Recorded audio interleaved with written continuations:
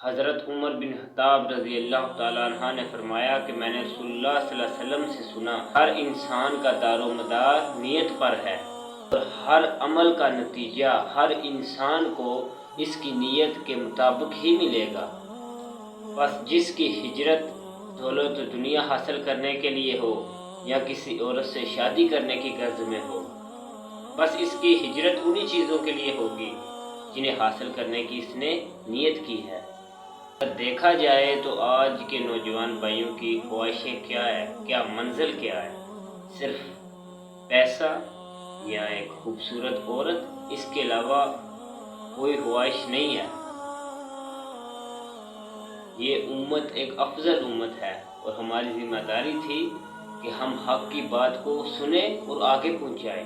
شاید کم ہی نوجوان ہو جن کا مقصد دین کا غلبہ ہو۔ 100 میں سے 99% نوجوان ایسے ہیں جن کی زندگی کا مقصد صرف دولت، گاڑی، بنگلہ اور خوبصورت عورت ہے۔ افسوس کہ ہمارے مسلمان بھائی ان یورپی شوق میں جکڑ چکے ہیں، اس سے باہر نہیں آ رہے۔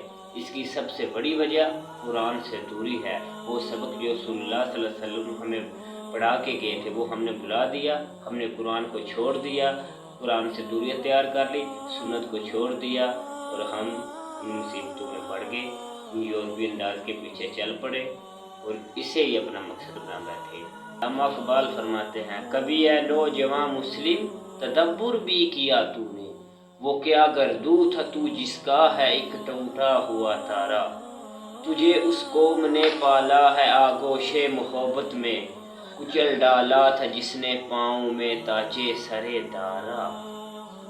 اور آج نوجوان کا کیا حال ہے؟ اس پہ بھی اقبال نے لکھا ہے کہ تیرے صوفے ہیں افرنگی، تیرے کالی ہیں ایرانی، لہو مجھ کو رولاتی ہے جوانوں کی تن آسانی، مارت کیا شکوے حضروی بھی ہو تو کیا حاصل، نہ زور حیدری تجھ میں نہ استغنائے سلمانی۔